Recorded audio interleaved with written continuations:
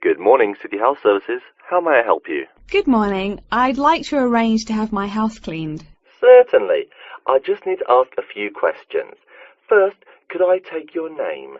Yes, it's Barbara Hill. The woman says that she is Barbara Hill, so Barbara Hill has been written in the space. Now we shall begin. You should answer the questions as you listen, because you will not hear the recording a second time. Listen carefully and answer questions 1 to 4. Good morning, City Health Services. How may I help you? Good morning. I'd like to arrange to have my house cleaned. Certainly. I just need to ask a few questions. First, could I take your name? Yes, it's Barbara Hill. Thank you. Next, is your house in London? Yes, it's in Kingston in southwest London. Okay, southwest London, and, what's the postcode? SW105. And what is the square footage and what rooms will be cleaning? The whole house is 268 square feet, and there is no need to clean all the rooms. I only want to have my bedrooms cleaned. Okay.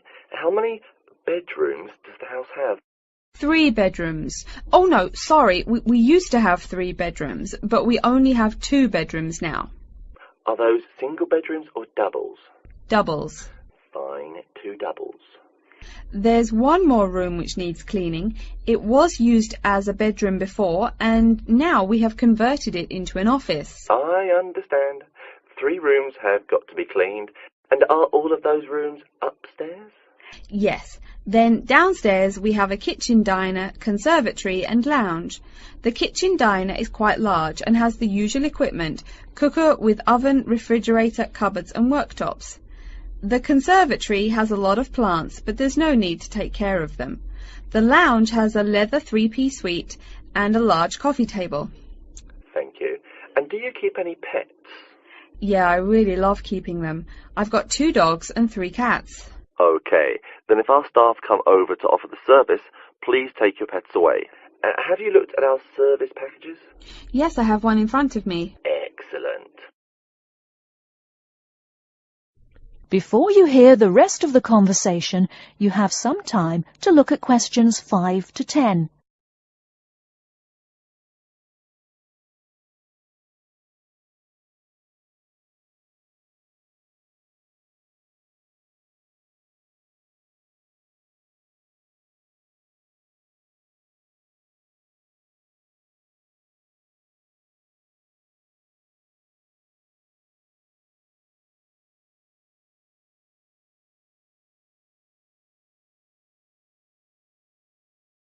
Now listen and answer questions 5 to 10. Any extra services you need? Switching bed linen, work in the garden, clean the glass in the conservatory, that kind of thing? No. Actually, replacing the bed linen, yeah, that would be good. No problem. I'll just make a note of that. How about curtains, mats and carpets? What would you like us to do with those items? The curtains. I'll have to think about that. I think we should have the carpets cleaned really well every quarter. Mats can just be done with the laundry. Of course. How about clothes? We can have our staff wash and iron them, or we can have them taken to a dry cleaner. Washing and ironing. No, just ironing. That'll be okay. Okay, fine. I know quite a bit about what you want now. I should let you know that we're located on 12 Amy's Road. That's Amyes. And we work on from Monday to Sunday except Tuesday and Wednesday. Could you let me know when is convenient for you? Next Friday. No. Oh, that's no good. My son invites his friends over in the afternoon that day. Perhaps next Thursday or next Saturday? Let me check. Okay, next Thursday. When is it convenient for us to come over and provide the service? Is it okay if we come in the morning? Or we may come in the afternoon. It depends on your schedule. I'm okay with any time. Just give me a call to let me know you're coming before you arrive. Sure we will. By the way, how long will it take for the service? We usually work 1 to 3 hours for house cleaning, and the work will take 3 hours at most. And of course, if it takes more than 3 hours, you should pay extra for it. Fine. So, let me just do some calculations. That is the end of section 1. You now have half a minute to check your answers.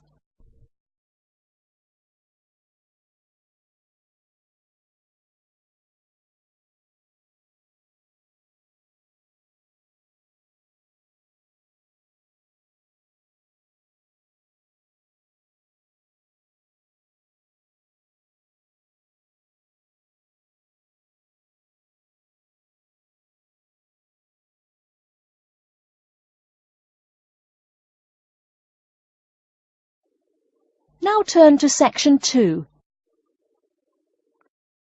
Section 2. You'll hear a talk by a security worker from Sydney Airport who is introducing the day-to-day operations of the Australian Quarantine Service. First, you have some time to look at questions 11 to 17.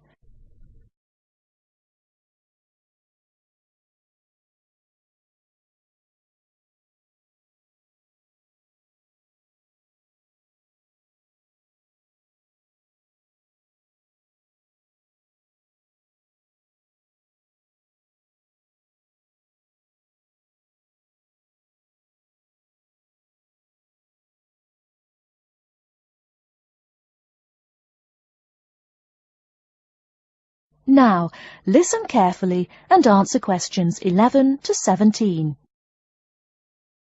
Hi everyone and welcome to Sydney Airport. Today I'll be giving you the inside information on the day-to-day operations of the Australian Quarantine Service here. We hope to provide you with a better understanding of why such heavy security regulations are necessary by educating you on how we operate and why we do the things we do.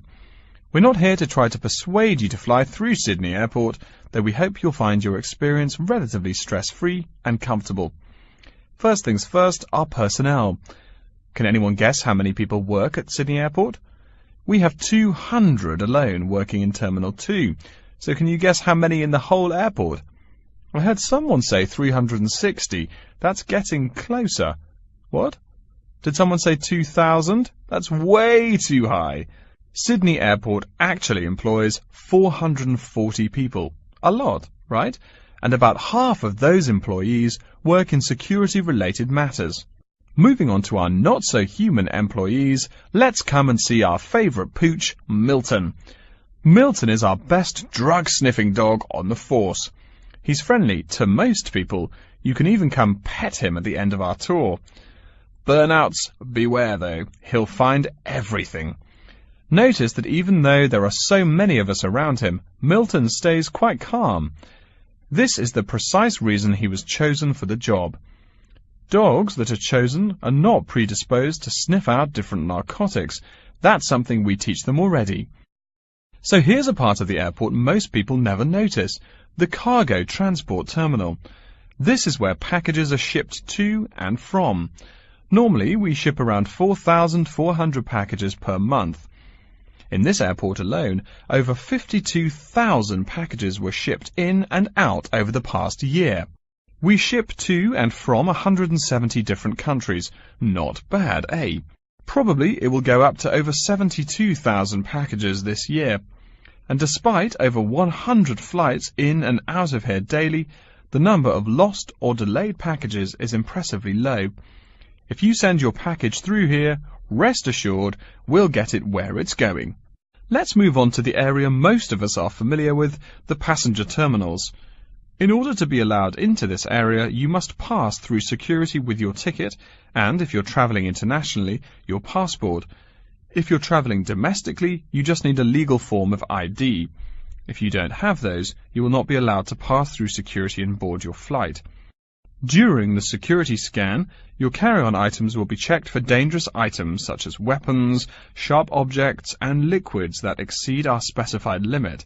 If you attempt to pass any of the prohibited items on this list posted at the entrance, you are still allowed to board the plane, but you'll be given a warning and your item will be confiscated. Don't worry, we will not arrest you for having too much shampoo in your bag or anything like that. We also search your carry-ons and parcels for any perishable items. We prohibit the transportation of local vegetation and prohibit parcels containing any insects in them. You may or may not have learnt about this in biology class, but when some plants are introduced to a new environment, they spread wildly and wipe out the current species around it. It is important to control the introduction of new plants into an ecosystem, so we must prohibit the transport of any fertile seeds. So what happens to parcels containing possibly suspicious items? It's of course something we do not take lightly here.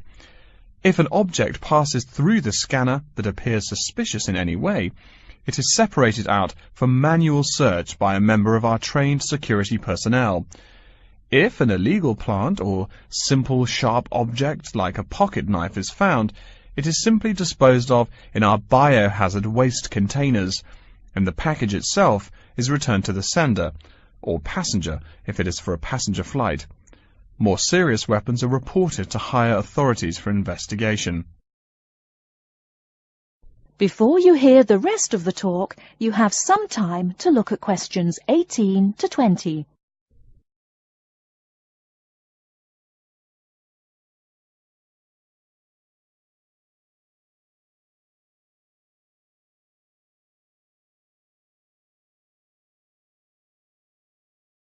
Now listen and answer questions 18 to 20. As far as parcel security, the material of the parcel is important. For shipped goods, the most common material used and the most widely accepted is paper. Make sure it is packed sturdy enough with no rips or tears. We've definitely had packages rip open before due to haphazard packing. A more common problem, though, is the package labels.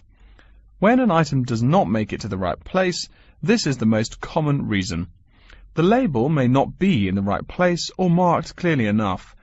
If you're receiving any items from abroad that must be declared, please remember our guidelines in order to ensure the timely delivery of your item. Make sure it is packed correctly, and we ask that you notify customs between 2 and 10 days within the item's scheduled arrival date. Okay, before we move on, are there any questions? That is the end of section 2. You now have half a minute to check your answers.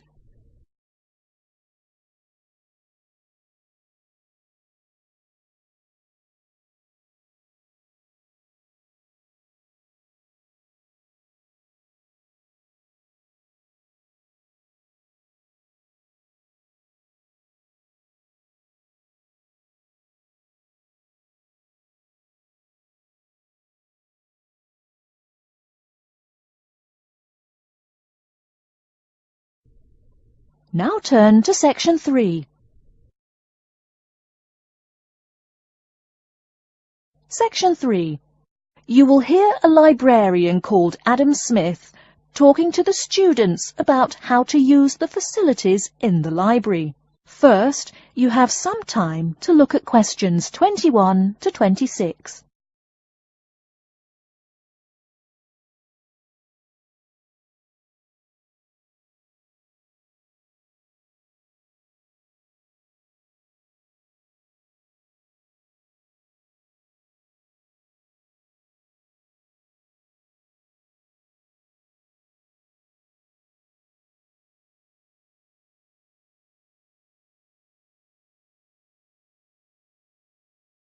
Now listen carefully and answer questions 21 to 26. Welcome. Please come in and gather over here around the tables.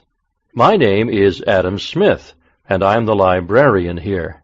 I'll show you around today and explain how to use these facilities.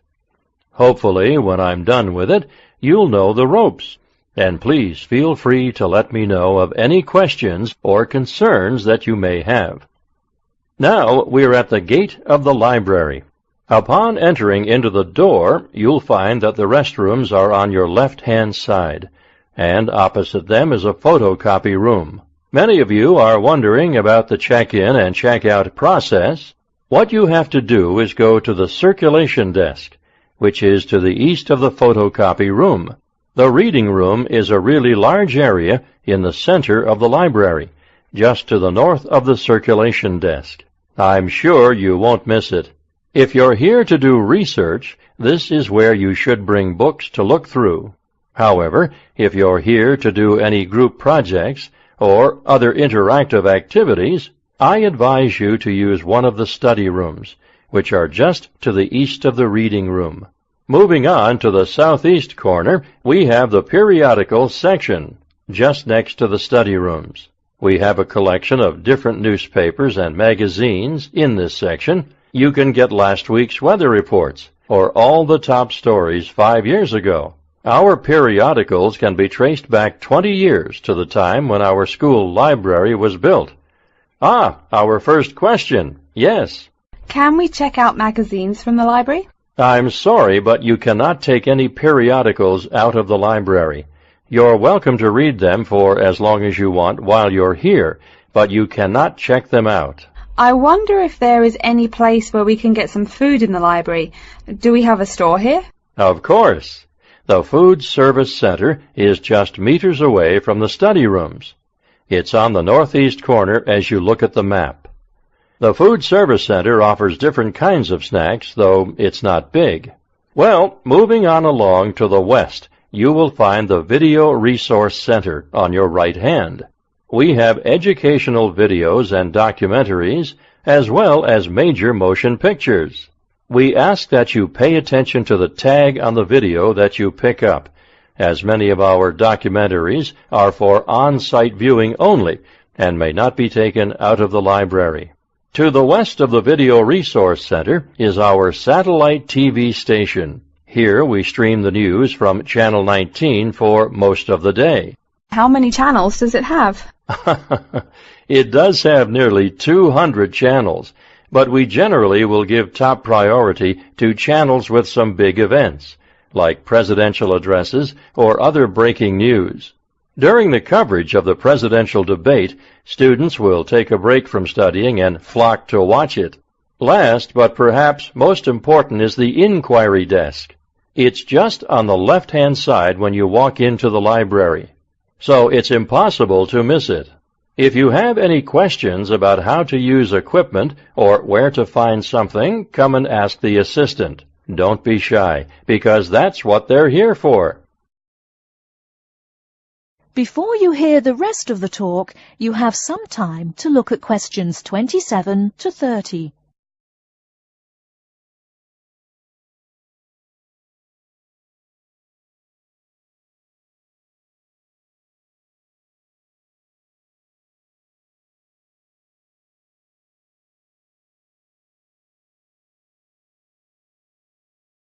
Now listen and answer questions 27 to 30. Speaking of questions, one of the questions we get asked is how to actually check out a book once a student has picked one out. If it's a fiction or non-fiction book, look for the pink and yellow checkout card inside the back cover of the book.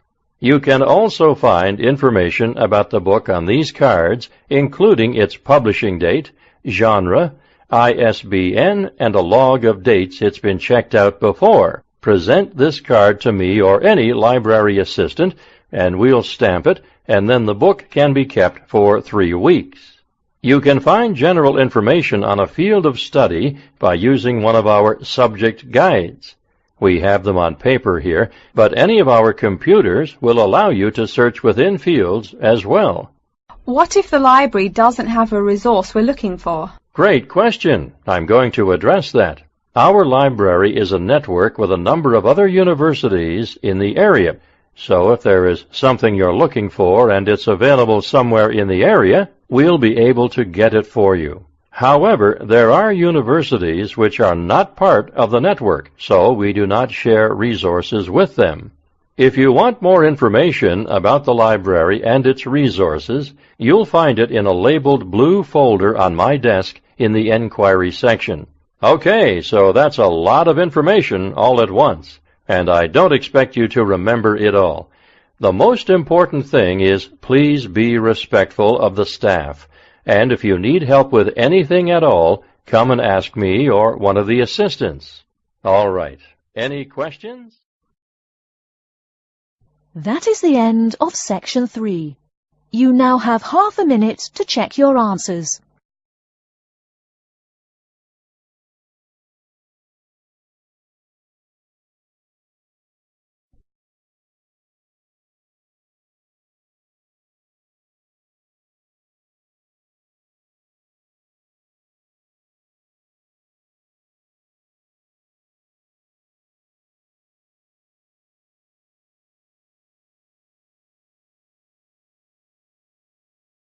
Now turn to Section 4. Section 4. You will hear a lecture about Crocodylus niloticus and its living habits. First, you have some time to look at questions 31 to 40.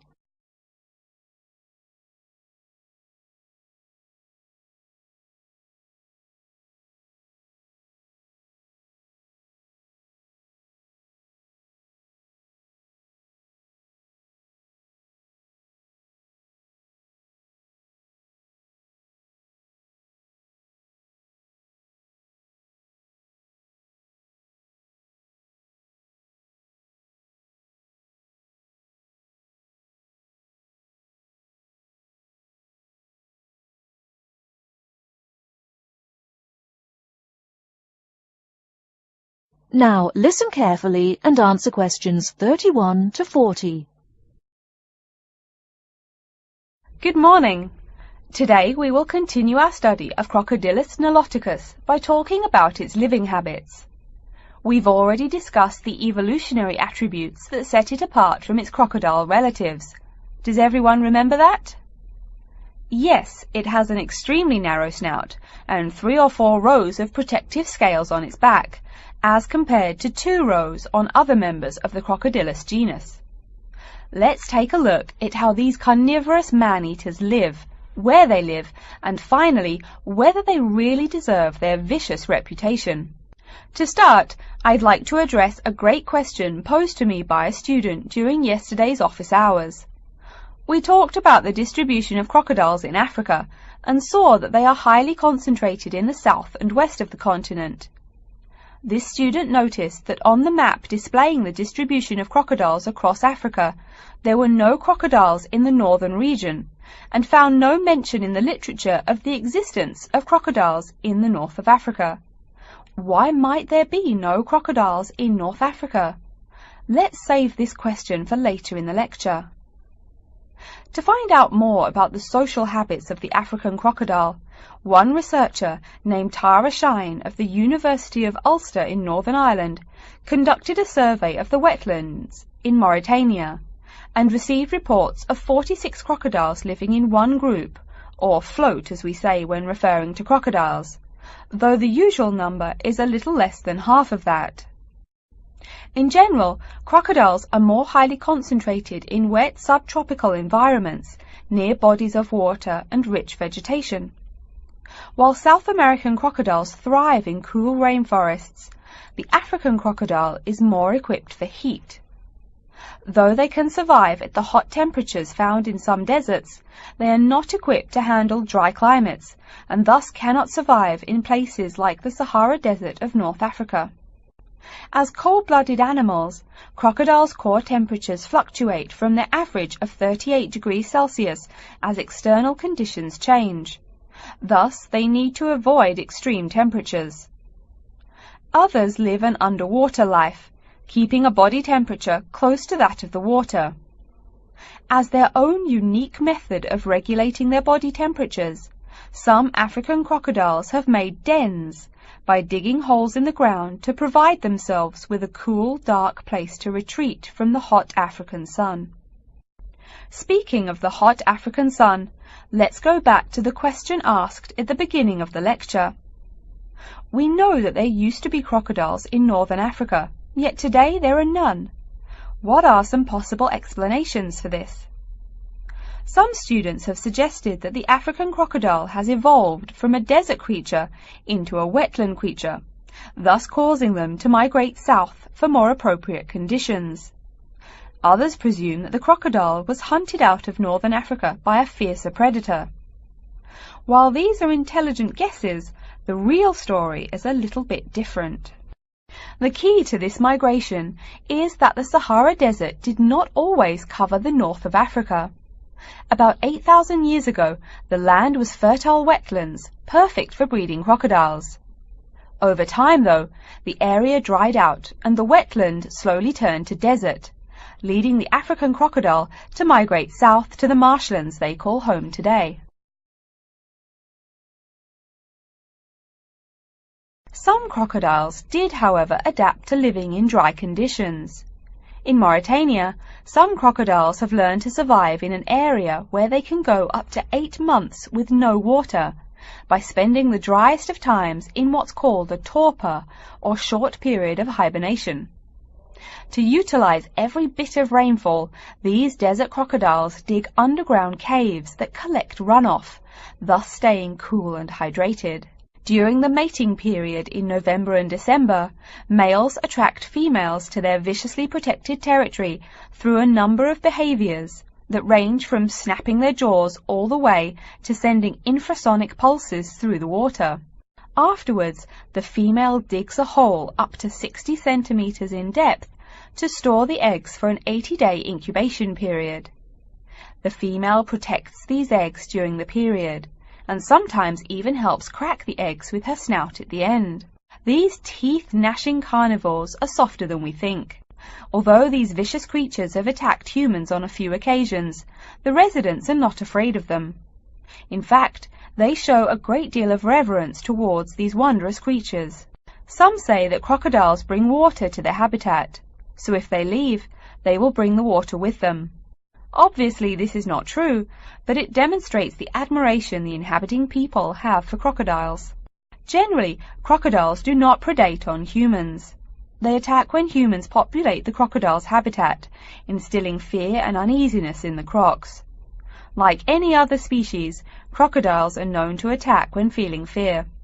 There's still a lot more to be discovered about the African crocodile. Researchers want to know more about the population size, how many crocodiles inhabit Africa in all, how they form separate floats, etc. There is still also much to learn about migration patterns and relations to other populations of crocodiles now found in other parts of the world. Next time, we'll examine a few specific case studies of crocodile populations in southern Africa. That is the end of section 4. You now have half a minute to check your answers.